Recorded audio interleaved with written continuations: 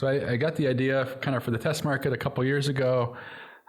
With my programming background, I started working on it in my spare time and eventually ended up approaching some friends and family about the idea, and they really liked it. So I got some investment that way and was able to quit my day job, move to Louisville, and kind of pursue this full time.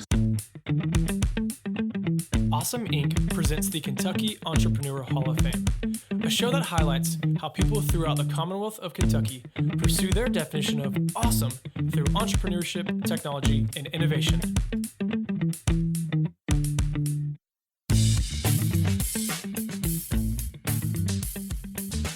Matt Miller is the founder of RADS, a digital advertising company that aims to revolutionize the way people interact with ads. He is the visionary behind the idea and the coder who created the platform. In all parts of life, he strives for improvement, thus how RADS was born.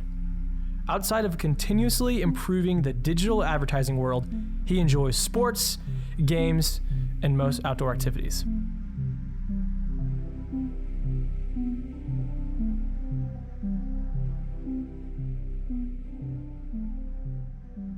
Hey everybody, Keith McMunn here, the director of the fellowship program operated through Awesome Inc. With lots of support from the Entrepreneur Hall of Fame and its members and other stakeholders around Kentucky. I'm sitting here both with, you know our friend Garrett Farbach. However, I'm also here joined by Matt Miller. So Matt Miller is the founder of an advertising company, if it's fair to call it that, and I'll let him kind of dive into that.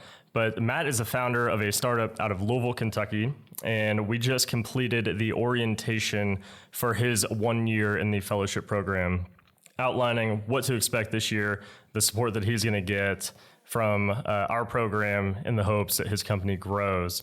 Matt, before we jump in specifically into what RADS, your company is, why don't you tell us quickly what's some of your background? How'd you end up in Kentucky?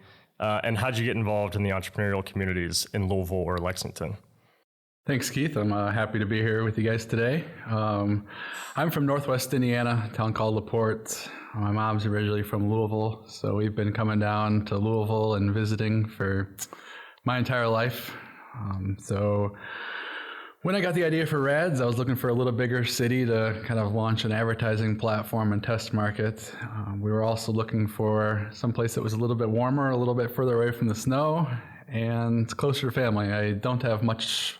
Actually, there's no family at all left in LaPorte, where when I was growing up, we had a lot of family there. So it's a lot of people around Louisville now, so that's kind of what brought us. Nothing left for you in LaPorte. I have some friends there, lots of friends in LaPorte still. Yeah, so if they're listening, they're no longer offended. Right, so they're not offended anymore. But yeah, all my families, most of my family's in or around Louisville, so that made some sense. The first year we moved, that winter, LaPorte got I think about 140 to 150 inches of snow.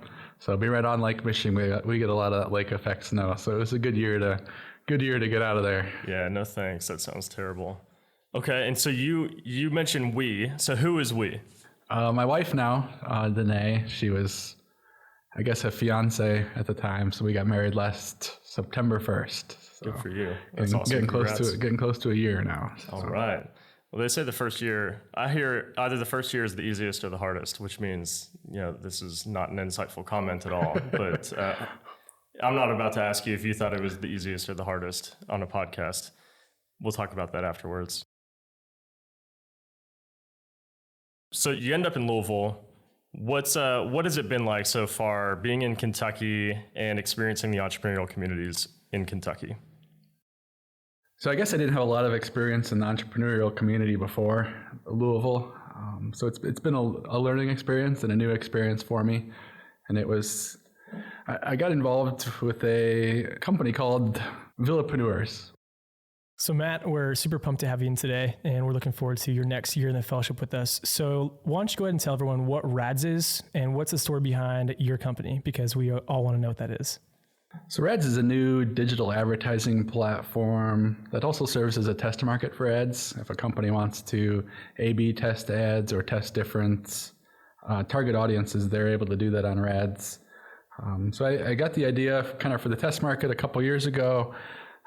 With my programming background, I started working on it in my spare time and eventually ended up approaching some friends and family about the idea, and they really liked it, so got some investment that way and was able to quit my day job, move to Louisville, and kind of pursue this full time. So the biggest problem with advertising, I feel like, is that no one really wants to see ads.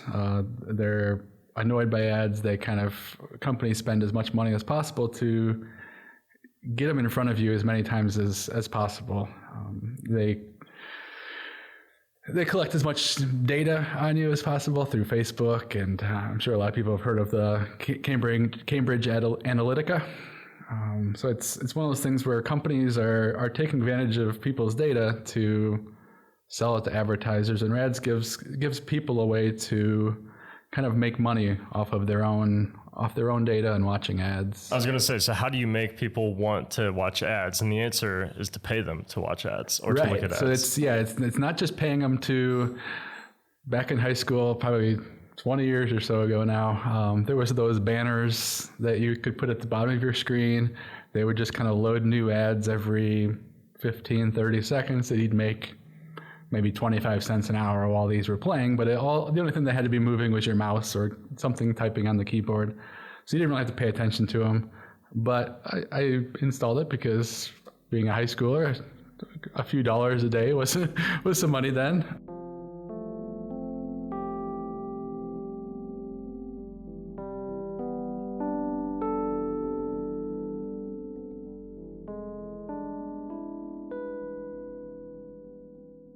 So Rads functions a little bit different. It encourages people to pay attention to ads because you don't just get paid for watching it. You'll answer 4 questions that the advertiser selects, and your goal is to be kind of as close to the average answer as possible. So if you can kind of accurately predict what the other people will think and what the average scores are going to be based on your standing, you'll earn money. And it encourages people to pay attention and to put thought into their responses. So in terms of the other advertising platforms out there, you're getting a viewer that's going to actually watch it and kind of want to pay attention. Yeah, I like hearing that. So as you guys, go about revolutionizing advertising, how do you go about working with companies or partnering with them to get their advertisements on Rads? So I've been reaching out to local marketing agencies first. I think it's a good platform that they can use to go to their clients to provide extra value. So they can give qualitative feedback about the ads they're creating to their customers. And instead of just saying, we made this ad for you, it's good, they can give them actual numbers in terms of if they're going for something that's funny, if they're going for something that's attention grabbing. Instead of just saying this one seems pretty good, they can give them actual real feedback. That's cool to know. So how did you actually go about creating this platform? I know for us, you told us you have a background with back-end design and like web development. So did you do this yourself? Did you have a team? What was the process with all of that? So yeah, I started working on this kind of in my spare time, a few hours every night after work. Got kind of a very, very rough prototype up that I was kind of starting to show off. And yeah, then when I started doing this full time, I have done all the coding myself. I'm more of a back-end developer, so the front end's been kind of more of a struggle, but it's looking better over the last 6 months, and hopefully we'll get some more help with that as we go forward. But yeah, it's kind of something I love to do in terms of programming and coding. It's kind of one of my hobbies, so it's been a fun process. So Matt, in what ways has Rads evolved over time? So I imagine you set out with one idea, maybe you talked to some of your potential customers, and then by talking to them, you learned that maybe it should evolve. In what ways maybe has that happened? So yeah, from when I first started working on it, it's evolved a lot. Talking to my friends and family, they were potential investors. They had ideas that kind of made it better. And then talking to clients, based on kind of what they wanted to see, we were able to implement that. Since I did all the programming, it was something I could go in and change pretty quickly to kind of provide more value for the customers. And going forward, I expect it to continue to evolve and provide more and more value for what people are looking for. That's great to know. So for as long as you've been around, what is a success that has been very pivotal for Rads, and maybe what is a failure that has taught you more than you would have thought it would? So I guess the biggest failure at this point in an early company is the kind of the amount of time it's taken. And I've heard this before, and it's one of those things where a startup's going to take twice as long and cost twice as much as you expect it to, and that's kind of held true. So I wouldn't call that necessarily a failure because we're still moving forward, but that's been kind of one of the biggest obstacles I've had to overcome. So Matt, you've mentioned that Rads is really one of your first entrepreneurial endeavors. So pretty new entrepreneur yourself. Maybe what advice would you give to new entrepreneurs, or maybe better yet, what would you tell yourself 2 years ago? So I guess it's one of those things where do something that you really enjoy. I'm a big fan of coding and programming, and getting to do that kind of every day for a year plus, kind of developing this was very enjoyable. The other thing that is, I guess, not a positive is that being a founder is a lonely process. You're going to go through lots of struggles. It's never going to go kind of as easy as you expect or easy as you hope. But just to kind of keep your sights set on kind of the light at the end of the tunnel and kind of enjoy the positives as you go along. Matt, true or false? When you love what you do, you never work a day in your life. I'll have to go with false, but it makes work a little bit more enjoyable. Man, I couldn't agree more. And for those of you who are listening that tell people that, quit it, because it's not true. So Matt, what is one thing that has shockingly surprised you about having a company that you would have never expected? Or better yet, what is something that still trumps you today when you think about, I cannot believe I went through this, or that this happened to me when starting my journey with Rads? I guess the biggest kind of surprise for me is I started a digital advertising marketing platform without really any background in marketing or advertising myself. I've done kind of some Facebook ads, Google ads, LinkedIn ads for other stuff in the past, and thought that it really needed improvement. And I didn't think that I would be the one to create a platform that you can advertise where people are going to pay attention. But so that's kind of one of the surprising things. Matt, for Rads in your company, what does success look like in your eyes? How would you define success as being an entrepreneur who owns their own company? So I guess my goal for Rads to be successful is to give companies a way to advertise to a viewer that's going to pay attention to their ads, someone that wants to see their ads, someone that's going to remember their name without getting their ad in front of a person 15, 20 times. I want them to do it kind of for as affordable as possible. So if they see your ad 2 or 3 times, they're paying attention, they're going to remember it. And for the user side of it, I kind of want to create a platform where people can make money in their spare time, where it's easy. They don't have to go driving around in their car. They can do it sitting on their couch from their phone and earn money. Okay, well, this was all fun and games. Garrett, thanks for hosting us and putting this together. Matt, thanks for being here. We're excited about you being part of the fellowship program. We want you to be really excited about your progress a year from now. And we're here to support you. Anybody that's listening that is interested in Rads and learning more, you can contact us through the podcast, and we'll get you in touch with Matt. You can email garrett.farbock@entrepreneurhof.com. And you could also sign up to participate in Rads. So why not make some money? Any final closing comments or thoughts from you, Matt? I'm just happy to be here. Super excited about the Awesome Inc. Fellowship, and great to be here with you guys. Hey, thanks so much for listening to Matt's story about Rads, his company. We're really excited for his upcoming year within the fellowship program here at Awesome Inc. And stick around, Keith and I are going to talk a little banter and a little startup wisdom.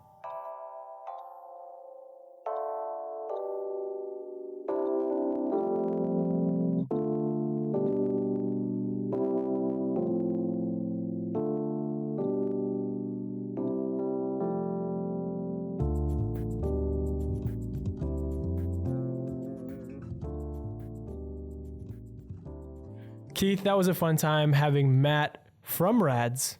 Not with Rads. Not with Rads, but from Rads. Just come to Awesome Inc. and do his orientation for the fellowship. We're really excited to get to know him better and see what he does with your wonderful coaching. Oh, I think please. that is one of the best aspects of you being our fellowship director. Your coaching is unreal. Well, now I need to clarify for any listener that my coaching is really either subpar or nothing worth mentioning like Garrett just did. Coaching to me is literally just holding a company accountable to the goals that they set. I mean, they know their industry better than I do. I don't spend, my nights and weekends reading up on their industries to learn it better than they do. So I trust them that they know what's most important to execute on. I tell them tell me what it is. And I say, I'll hold you to it. Matt, you damn well better do this by the next 30 days or I'm going to. Or else. I butt's threaten. mine. That's our secret here at Awesome Inc. because we threaten companies with ill will. That's a sick joke, Keith. If they don't hit their goals. That's not true. Yeah, Keith, I was just being kind to you, even though you are very good at holding people accountable. Thank you. And I'm excited for you to continue to hold Matt accountable because I was really intrigued by his story and what he's doing with Rads. And I think that he's finding a very cool way to reach an audience because I think I speak for everyone who is listening to this or hasn't listened to this that we just hate ads unless it's Super Bowl Sunday. Then ads are acceptable, especially when they're Doritos commercials. That's true. Why do we all have we all recognized that we hate advertisements until one day a year when we think, man, actually, because there are so many people that don't even watch the Super Bowl for the actual game. Yeah, they watched it for the ads. This is like the opposite of The Purge in terms of advertisement on Super Bowl Sunday. What do you mean? Because The Purge is like once a year, and we're getting way off kilter. We'll bring it back in. But that Purge is that movie where it's like once a year, there's this horrible mass murder thing. And then, they're good. But then with Super Bowl Sunday, we all hate ads, but this one time a year, we love ads for this like 4-hour long span. Man, what else in life could we love for just one day? Like, I hate waiting in line 364 days a year, but man, there's this one day. What? This exists, Black Friday. Yeah. We love waiting in lines on Black Friday. Maybe we're uncovering something about our society. We are. What else have some of the fellowship companies uncovered about our society, Keith? Yeah, great transition to bring us back on topic. I'm good at those. Man, yeah, so what else have fellowship companies, your question was, what else have fellowship companies revealed to us about our society? Yeah, I just did that in transition, but I want to hear some more. Though. Yeah, I want to hear some more about what fellowship companies have done in this year, because this podcast has been running for about the last 6 or 7 months.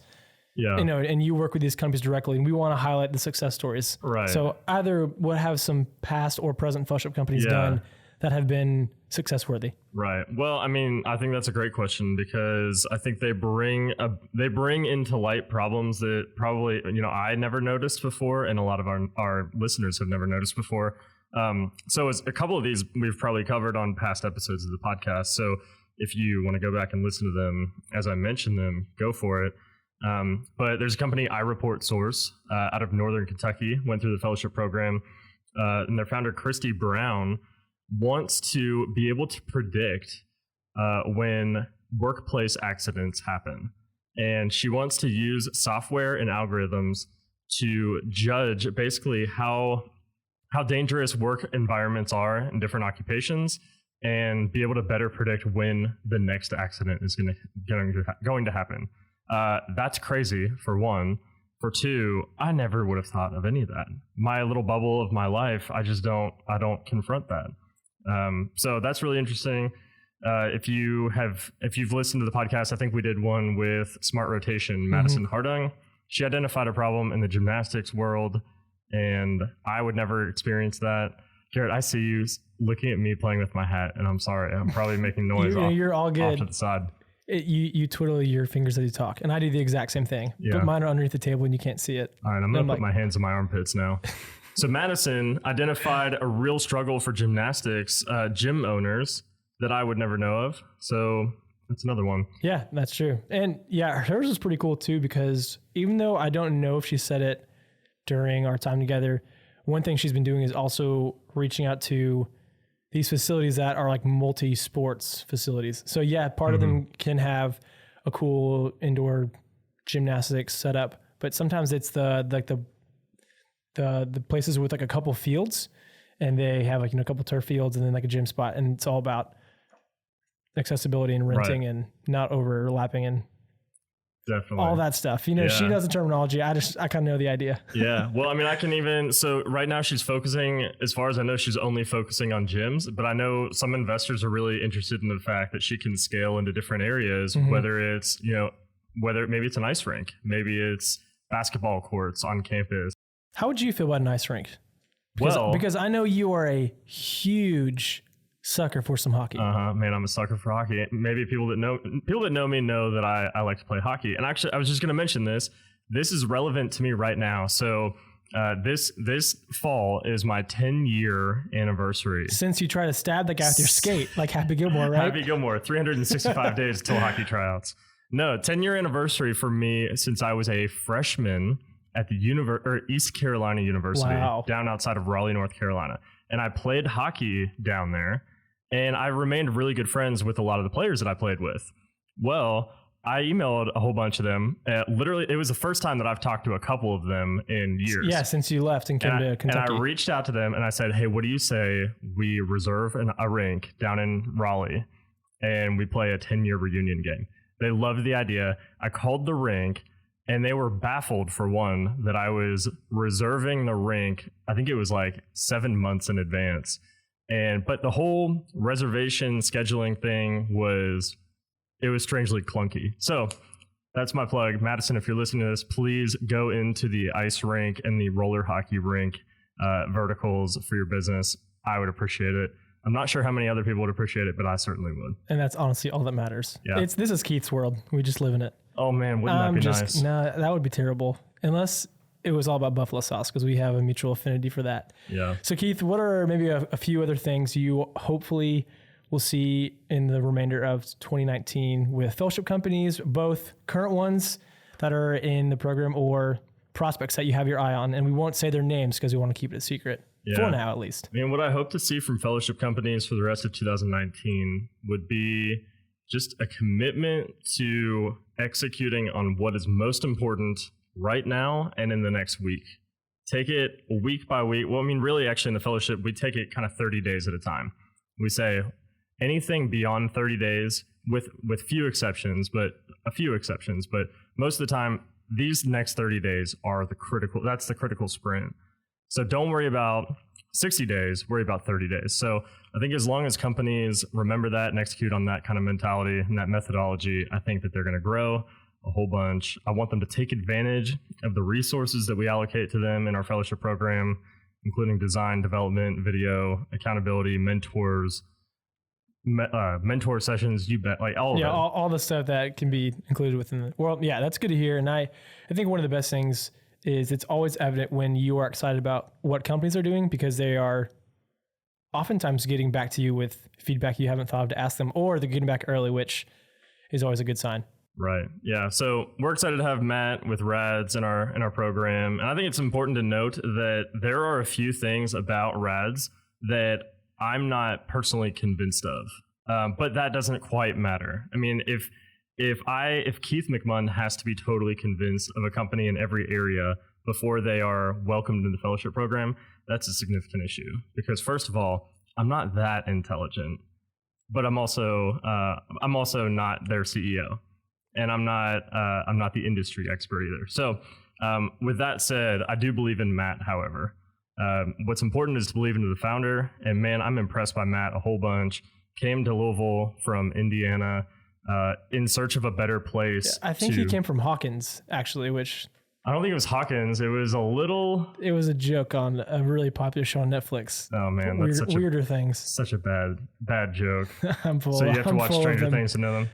But anyways, yeah, I just believe... I will normally... it doesn't take much for me to believe in somebody who will relocate his little family to a new place to grow his startup. So I think he's willing to do what it takes. And I'm expecting big things out of Matt, and I'm pumped that he's in the program. Yeah, I agree. Yeah. Hey, Keith, last thing before we sign off and we go home our separate ways. So you mentioned it briefly about Matt focusing, on his priority for the next 30 days. So one thing we say around here is focus on the hot dog. For those who are listening to this that maybe have an idea and maybe want to start a company, can you sum that up pretty quickly so they can get an idea of what we see is important and what you try to relate to these companies you assist, how they do the same thing? Definitely. Oh man, this is such an important lesson. So this is a blog post. This started as a blog post. In what, 2008? The early, 2009? Yeah, maybe the first year or certainly the early years of Awesome Inc. One of the founders here at Awesome Inc. wrote a blog post about focusing on the hot dog. Kind of a strange title for a blog post, but if you read it and it's short, it's about a fictional hot dog vendor that wants to go on the corner of the sidewalk down the street. He wants to sell the best hot dogs in all of town at his hot dog stand. But the thing is he thinks that he needs to spend a lot of time figuring out what condiments to have. What type of bread should I have, white or whole wheat? Oh, wait, come to think of it, maybe I need a nice uniform to wear. Maybe I should sell t-shirts at my hot dog stand. Basically, this hot dog vendor is not focusing on what he's in business for, which is to sell the best hot dog. So I think a lot of people would probably listen to that story and think that they are above that, and they're, oh, well, of course I'll focus on my hot dog, which sounds really weird now that I think about it. But of course I'll focus on the hot dog of my business. But man, so many startups that I interact with are spending too much time figuring out they're just like, what cotton to polyester breakdown they want in their t-shirts. So that is not focusing on the hot dog. You're not selling t-shirts. You're creating software perhaps. So focus on what is most important. One of the ways you can do this is coming up with one metric that matters. So figure out what metric in your business has to keep growing. If you could bet your company on one metric, then figure out what that metric is and do whatever the most important task or project is behind that metric, if that makes sense. If it doesn't make sense, email me. I'm happy to have a conversation. Keith, that was great. Maybe we should start doing this at the end of these fellowship episodes, do a little startup wisdom. I don't know. That was kind of nice to know. Okay. Let's do it. Well, Keith, thanks for that. Matt, we're pumped for you to continue spending time with us. We'll see you at summer retreat, and we'll see you next time. All right, well, that's it. We want to say thank you again so much for checking out the Kentucky Entrepreneur Hall of Fame podcast. Special thanks to Lee Rosevier for the music that you hear in the show, and to Lexington's Awesome Inc. for hosting us from their space. Again, I'm Garrett Farbach. Make sure to check back and tune in next time. We'll see you then.